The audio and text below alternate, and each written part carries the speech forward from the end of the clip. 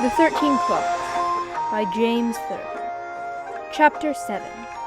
In the black oak room, the yellow torches flared and crackled on the walls, and their fire burned on the lances and the shields. The Duke's gloves glittered. "How goes the night?" he gnarled. "The moon is down," said Hark. "I have not heard the clocks." "You'll never hear them," screamed the Duke. "I slew time in this castle many a cold and snowy year ago." Hark stared at him emptily and seemed to be chewing something. "Time froze here. Someone left the windows open." "Bah!" The Duke sat down at the far end of the table, stood up again, and limped about. "It bled hours and minutes on the floor. I saw it with my eye." Hark kept on chewing something. Outside the Gothic windows thunder growled. An owl flew by. "There are no jewels," roared the Duke. "They'll have to bring me pebbles from the sea or mica from the meadows." He gave his awful laugh. "How goes the night?" he asked again.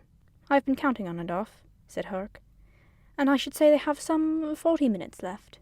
"They'll never make it," the cold Duke screamed. "I hope they drowned or broke their legs or lost their way." He came so close to Hark their noses almost touched. "Where were they going?" he whispered harshly. Hark stepped backwards 7 steps. "I met a jack-a-dandy some 7 hours ago," he said. "They passed him on their way to Hagger's Hill. Do you remember Hagger, and have you thought of her?" The Duke's loud laughter rang the shields. "Hagger weeps no more," he said. "Hagger has no tears. She did not even weep when she was told about the children locked up in my tower." "I hated that," said Hark. "I liked it," said the Duke.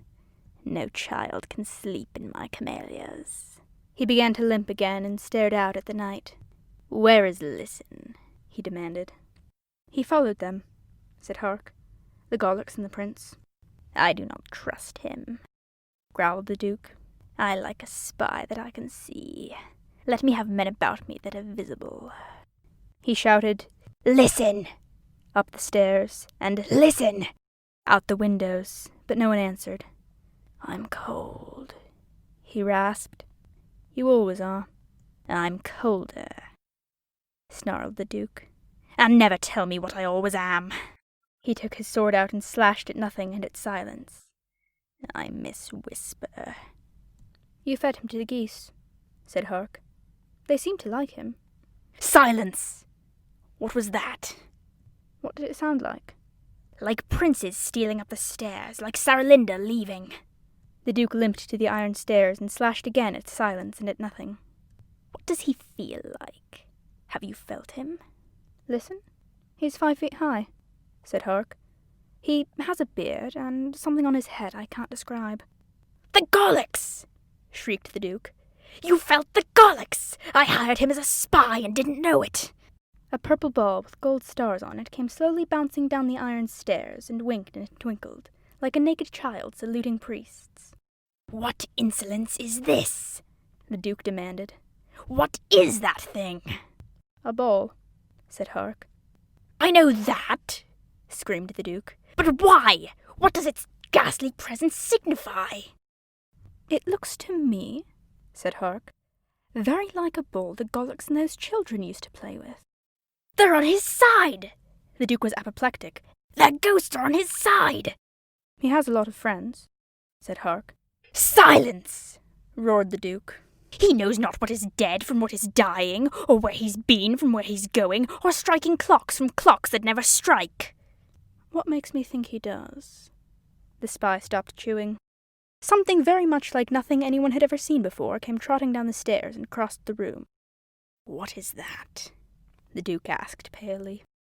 "I don't know what it is," said Hark, "but it's the only one there ever was." The Duke's gloved hands shook and shimmered. "I'll throw them up for grabs betwixt the toadle and the geese. I'll lock them in the dungeon with the thing without a head." At the mention of the toadle, Hark's velvet mask turned grey. The Duke's eye twisted upward in its socket. "I'll slay them all," he said. "This sweetheart and her suitor, this cross-eyed clown. You hear me?" "Yes," said Hark. "But there are rules and rites and rituals older than the sound of bells and snow on mountains." "Go on," the Duke said softly, looking up the stairs. You must let them have their time and turn to make the castle clocks strike 5. The castle clocks were murdered, said the Duke. I killed time here myself one snowy morning. You can still see the old brown stains where seconds bled to death here on my sleeve. He laughed.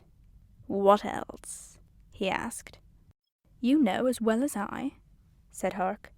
The prince must have his turn in time to lay 1,000 jewels there on the table. And if he does? He wins the hand of Princess Saralinda. The only warm hand in the castle, said the Duke. Who loses Saralinda loses fire. I mean the fire of setting suns, and not the cold and cheerless flame of jewels. Her eyes are candles burning in a shrine. Her feet appear to me as doves. Her fingers bloom upon her breast like flowers. This is scarcely the way, said Hark, to speak of one's own niece. She's not my niece. I stole her, cried the Duke. I stole her from the castle of a king. I snatched her from the bosom of a sleeping queen. I still bear on my hands the marks of where she bit me. The queen? Asked Hark. The princess, roared the Duke. Who was the king? Asked Hark. His master scowled. I never knew, he said. My ship was beached upon an island in a storm. There was no moon or any star. No lights were in the castle. How did you find the princess, then? Asked Hark. She had a radiance, said the Duke. She shone there like a star upon her mother's breast. I knew I had to have that splendor in my castle. I mean to keep her here till she is 21. The day she is, I'll wed her, and that day is tomorrow. Why haven't you before? Asked Hark. This castle is your kingdom. The Duke smiled and showed his upper teeth. Because her nurse turned out to be a witch who cast a spell on me. What were its terms? Asked Hark. I cannot wed her till the day she's 21, and that day is tomorrow. You said that once before. I must keep her in a chamber where she is safe from me. I've done that. I like that part, said Hark.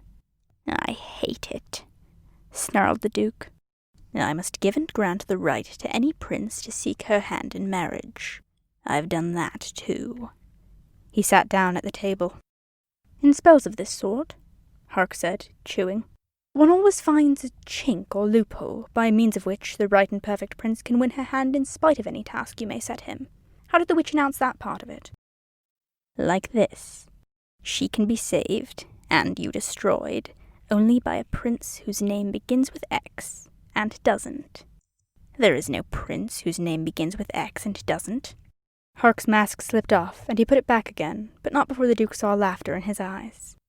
This prince, said Hark, is Zorn of Zorna, but to your terror and distaste, he once posed as a minstrel. His name was Zingu then, and wasn't. This is the prince whose name begins with X and it doesn't. The Duke's sword had begun to shake. Nobody ever tells me anything, he whispered to himself. Another ball came bouncing down the stairs, a black ball stamped with scarlet owls. The cold Duke watched it roll across the floor. What impudence is this? He cried. Hark walked to the stairs and listened, and turned and said, There's someone up there. It's the children, croaked the Duke. The children are dead, said Hark, and the sound I heard was made by living feet. How much time is left them? Cried the Duke. Half an hour, I think, said Hark. I'll have their goggles on my sword for playing games with me. The Duke started up the stairs and stopped. They're up there, all of them. Call out the guards, he barked. The guards are guarding the clocks, said Hark. You wanted it that way.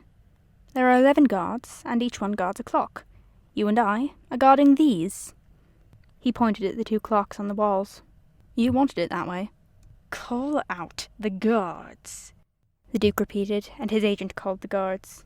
They trooped into the room like engines. The Duke limped up the stairs, his drawn sword shining.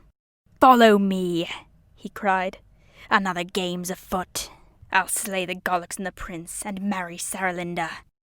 He led the way. The guards ramped up the stairs like engines. Hark smiled, and chewed again, and followed. The black oak room was silent for a space of 7 seconds. Then a secret door swung open in a wall.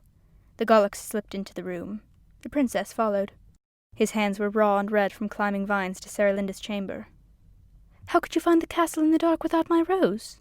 she asked. "He would not let me burn a torch." "You lighted up your window like a star, and we could see the castle from afar," the Gollux said. "Our time is marked in minutes. Start the clocks."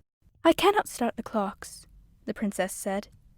They heard the sound of fighting far above. "He faces 13 men," she cried, "and that is hard." "We face 13 clocks," the Gollux said, "and that is harder. Start the clocks." "How can I start the clocks?" the princess wailed. "Your hand is warmer than the snow is cold," the Gollux said. "Touch the first clock with your hand." The princess touched it. Nothing happened. "Again!" Saralinda held her hand against the clock, and nothing happened. "We are ruined," said the Gollux simply, and Saralinda's heart stood still. She cried, "Use magic!" "I have no magic to depend on," groaned the Gollux. "Try the other clock." The princess tried the other clock, and nothing happened. "Use logic, then!" she cried. In the secret walls they heard the iron guard pounding after Zorn, and coming close. "Now, let me see," the Gollux said. "If you can touch the clocks and never start them, then you can start the clocks and never touch them. That's logic as I know and use it. Hold out your hand this far away. Now that far. Closer. Now a little further back. A little farther. There! I think you have it. Do not move." The clogged and rigid works of the clock began to whir. They heard a tick and then a ticking. The Princess Saralinda fled from room to room like wind in clover, and held her hand the proper distance from the clocks. Something like a vulture spread its wings and left the castle. "That was then," the Gollux said. "It's now!" cried Saralinda. A morning glory that had never opened in the courtyard. A cock that had never crowed began to crow. The light of morning stained the windows, and in the walls the cold Duke moaned, "I hear the sound of time. And yet I slew it, and wiped my bloody sword upon its beard." He thought that Zorn of Zorna had escaped the guards.